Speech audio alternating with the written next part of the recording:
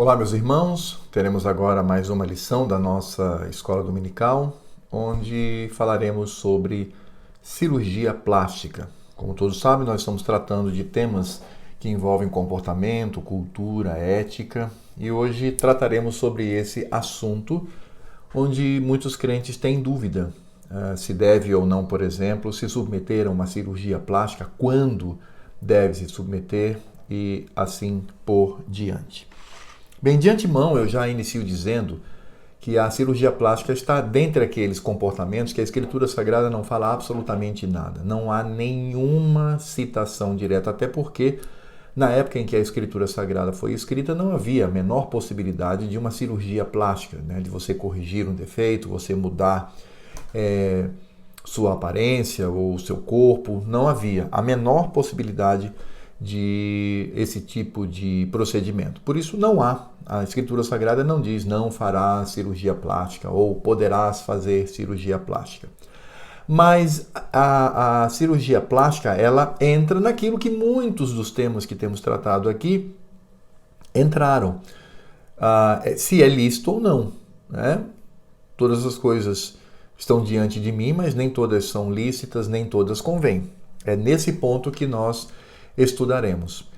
Vamos primeiro definir o que é cirurgia plástica para que a gente possa, assim, dar seguimento ao nosso estudo. Bom, cirurgia plástica é uma intervenção cirúrgica que vai modificar o meu corpo. Então, em linhas gerais, é isso. Vai modificar o meu nariz, o meu olho, minha boca, formato do meu rosto, do meu corpo, do abdômen, enfim.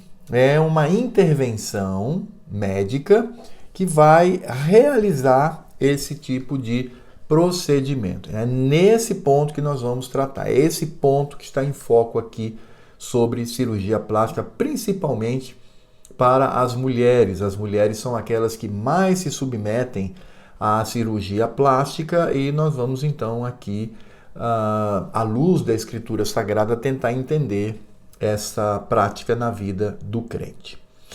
Bem, então a pergunta crucial é pecado fazer cirurgia plástica? Né? É pecado um crente se submeter a esse tipo de procedimento? Bem, em primeiro lugar, a gente precisa entender o que é o corpo do crente. Como que o Senhor Deus vê este corpo e como eu devo ver este corpo. Por isso eu quero ler o que está em 1 Coríntios 6, de 18 a 20, que diz assim: fugir da impureza. Qualquer outro pecado que uma pessoa cometer é fora do corpo, mas aquele que pratica a imoralidade peca contra o próprio corpo. Acaso não sabeis que o vosso corpo é santuário do Espírito Santo, que está em vós, o qual tendes da parte de Deus, e que não sois de vós mesmos, porque fostes comprados por preço? Agora, pois, glorificai a Deus no vosso corpo. Então, aqui nós temos um princípio.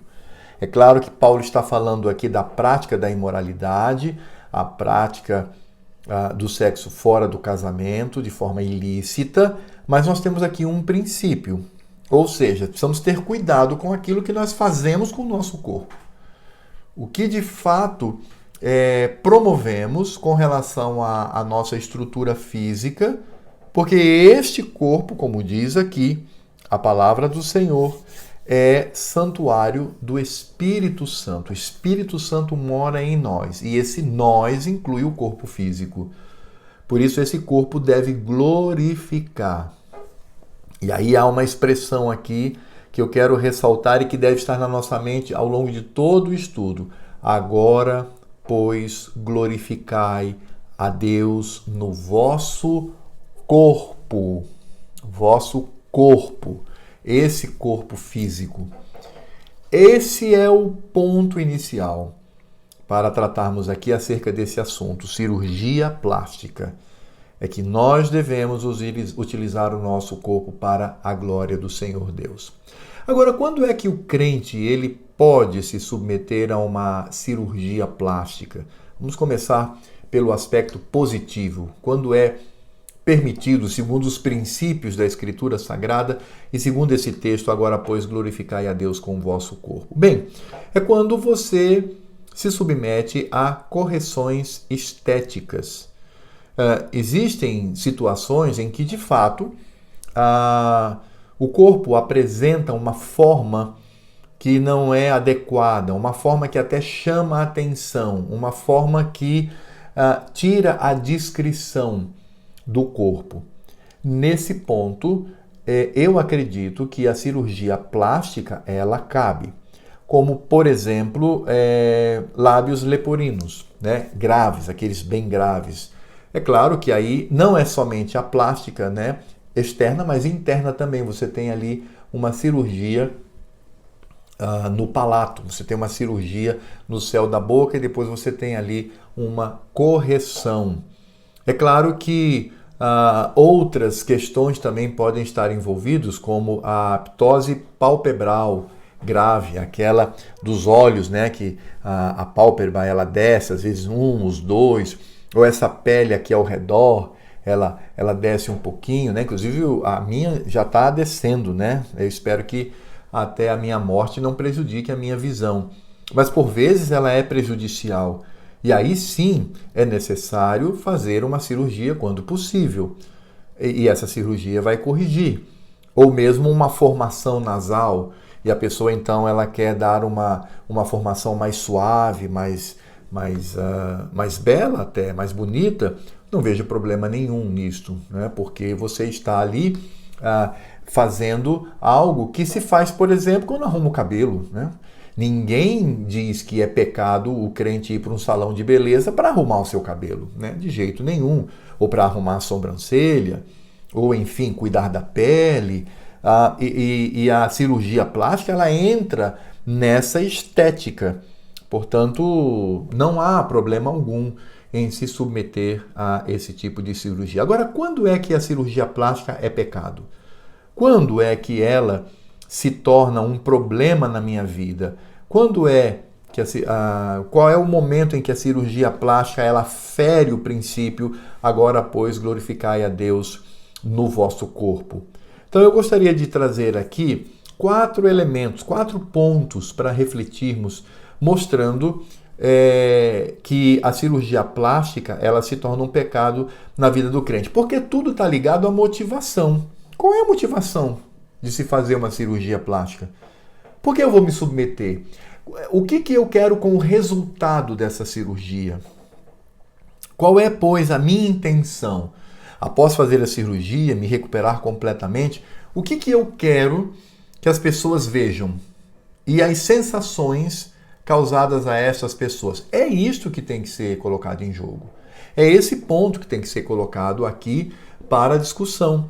Então eu quero destacar, como eu disse, 4 pontos que mostram uma motivação pecaminosa para a realização da cirurgia plástica. A primeira é a tentativa desesperada de retardar o tempo. Aquele desejo, aquela vaidade de sempre ter uma aparência jovem, sempre ter uma aparência muito mais nova do que a sua idade. Isso não só mostra um tipo de vaidade totalmente insana, isso é uma imposição da sociedade. Nós sabemos que nas sociedades antigas e em outras sociedades mais simples, o idoso, ele é valorizado, ele é honrado por sua sabedoria, por aquilo que ele guarda ao longo do tempo. Mas a nossa não, a nossa é hedonista. A nossa sociedade é uma sociedade sexualizada. Por isso, ela vai valorizar a aparência jovem, a aparência, né, do garotão, da garotona. E aí a gente até percebe situações que são tão ridículas que até mesmo as pessoas do mundo ridicularizam. Aquelas pessoas que são extremamente idosas e têm uma aparência totalmente deformada, uma aparência totalmente fora da normalidade. E aí percebemos o quê? A motivação é a pura vaidade, uma vaidade que contraria o curso natural da criação de Deus. Esse curso natural da criação de Deus é o envelhecimento, é a morte do corpo por causa do pecado. Um corpo jovial, saudável e bonito por todo o tempo só na glória, só após a ressurreição. Então, os crentes devem evitar esse tipo de vaidade, essa manifestação vaidosa que se reflete na cirurgia plástica. Às vezes a pessoa tem 70 anos e quer ter a aparência de 30. E por isso, então, estica e não fica natural. É uma coisa terrível de se ver. Feia até, risível. Por isso, aí, a motivação, ela sim é pecaminosa. O segundo ponto que vai demonstrar uma motivação pecaminosa para a realização de cirurgia plástica, e essa daqui eu acredito, assim como a primeira, de retardar o envelhecimento, né, entre aspas, retardar envelhecimento entre aspas, não é? Porque é totalmente artificial, vem seguido desta prática que é muito comum na sociedade, que é ressaltar a sensualidade, é fazer com que o corpo tenha uma forma fortemente sexualizada e que isso vá atrair os olhares desejosos das outras pessoas. Isso é pecado, isso é pecado. E aí entra a utilização de uma estética, né, onde há preenchimentos, onde há enchimentos, muito para além do normal. Não se está aí tentando ser atraente, porque, como eu sempre digo, as pessoas, principalmente as mulheres, elas precisam ser atraentes, sem dúvida nenhuma. Mas elas não podem ser sensualizadas, de forma nenhuma. Então, se eu faço uma cirurgia que ultrapassa os limites do atraente e entra nos limites da sexualidade, da sedução, através do olhar, através do desejo, isso é pecado. Nenhum crente pode se submeter a isso, tanto homem quanto mulher. É preciso refletir, é preciso ter bom senso com relação a isto. A Escritura Sagrada diz que a pessoa, que inclui também os homens, mas aplica, no caso, às mulheres, elas têm que ser discretas. Elas têm que ter uma aparência discreta, que não chame a atenção. Mas o que o mundo impõe? O mundo não impõe isto. O mundo impõe uma aparência que, chame a atenção. Aquele camarada que, com o seu corpo, ele vai suscitar desejo sexual. A mesma coisa a mulher, que com o seu corpo suscita um olhar de desejo. E é claro que eu estou me referindo a utilização de cirurgia plástica. A mesma coisa se aplica ao vestuário, à roupa. A roupa serve para cobrir. Né? Vemos lá em Gênesis, quando o Senhor Deus matou os animais e cobriu os nossos primeiros pais com peles, cobriu a sua nudez. Mas hoje o que a roupa mundana faz? Ela não cobre. Ela expõe, ela ressalta o que deveria ser escondido. A mesma coisa a cirurgia plástica. Quando eu faço uma cirurgia plástica para mudar algo no meu corpo que vai torná-lo mais sensual, isso é pecado. A motivação não é glorificar a Deus com o nosso corpo, é glorificar a si mesmo e glorificar outras pessoas. O terceiro ponto que é problemático no que diz respeito à cirurgia plástica, né, que advém de uma motivação pecaminosa, é quando a minha cirurgia vai causar escândalo. É quando, por exemplo, eu vou golpear a consciência de alguém ou ser pedra de tropeço. Isso aqui está muito ligado às duas primeiras, né? Pela motivação pecaminosa. E isso pode fazer com que outros crentes ou tenham a sua consciência golpeada. O que é a consciência golpeada? É chocar. Esses crentes ficam chocados. Nossa, que coisa, que absurdo. Né? Essa pessoa faz com o seu corpo aquilo que não me leva a glorificar a Deus. É nesse ponto. E o outro ponto é a pedra de tropeço. Fazer tropeçar. É fazer as outras pessoas também pecarem. Então eu faço uma cirurgia, né, sensualizando ao máximo as curvas do meu corpo, e aí uma outra pessoa olha e fala assim, então pode fazer. Se ele fez ou ela fez, eu também vou fazer. E leva outras pessoas a tropeçarem, outras pessoas a caírem em pecado. Então isso é grave. Isso é muito problemático. E eu preciso estar muito atento. Como eu disse, esse terceiro ponto de causar escândalo ou golpear a consciência dos irmãos, ou seja, ou desanimar alguns irmãos, olharem e dizer, gente, o que é isso? Ou então outros afirmarem, se ela pode, então eu também posso, posso fazer a mesma coisa e cair em pecado. Como eu disse, está muito ligado aos dois primeiros, né? A essa preservação da juventude e ao mesmo tempo essa sensualização física do corpo. Mas existe também um quarto aspecto que precisa ser considerado. O comprometimento financeiro. Às vezes tudo bem, a minha motivação é uma motivação santa, tranquila, que vai de fato glorificar a Deus com o meu corpo. E eu quero trazer aqui o contexto de uma cirurgia que vai mudar algo no meu corpo que não é necessariamente algo muito grave, como lábios lepoриnos, como uma deformação, né, no rosto, no corpo, enfim. Mas é apenas uma pequena correção que vai melhorar as linhas físicas do meu corpo. O que eu quero dizer é que é uma cirurgia, não é uma cirurgia altamente necessária, mas é uma cirurgia que pode não acontecer na minha vida. Então, é nesse contexto que eu quero trazer o quarto elemento, a quarta motivação pecaminosa, que é a questão do comprometimento financeiro, por incrível que pareça. Exatamente o aspecto econômico. Porque, às vezes, eu quero mudar o formato, sei lá, da minha orelha.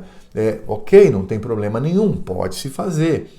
Mas para fazê-lo, eu contraio dívidas, eu faço empréstimos, eu me arrebento economicamente.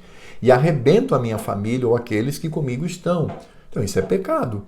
Se é uma cirurgia que, poxa, eu gostaria de fazer, mas posso viver sem, então é preciso ter o bom senso quanto ao investimento. Se eu tenho condições de fazer, se eu tenho condições de investir, pronto, sem problema. Mas se eu não tenho, claro, eu estou me referindo às correções estéticas, né? Aquelas que são santas, aquelas que são tranquilas. Então, se eu tenho condições de fazer, ok. Até porque problemas muito graves, no contexto de Brasil, o SUS faz. Claro que vai pegar uma fila imensa, mas o SUS faz. Mas aquelas correções menores, que não são pecaminosas, mas que demandam um investimento muito alto, só devo fazer quando isso não vai comprometer a minha economia, não vai comprometer o meu orçamento. É necessário, portanto, que os crentes eles tenham isso em vista. Então eu acredito que no assunto cirurgia plástica, esses 4 pontos devem estar presentes.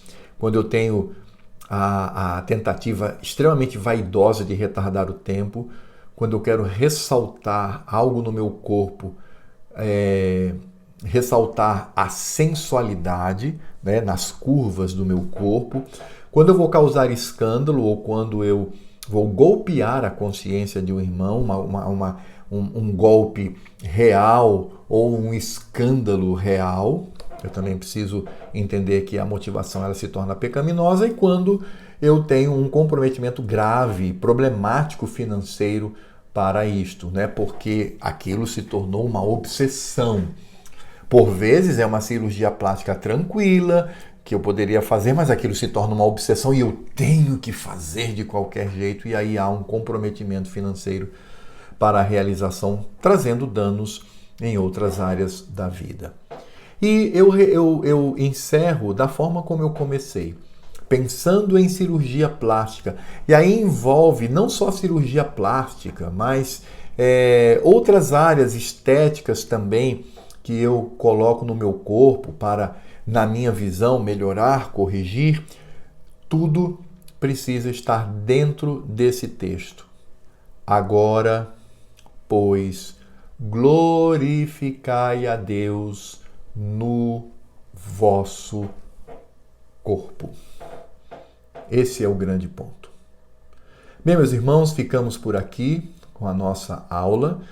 E na próxima nós daremos continuidade tratando destes temas, que são temas que envolvem comportamento, cultura, ética, visão de mundo e de que maneira a gente deve tratar isso à luz das Escrituras Sagradas. Até lá!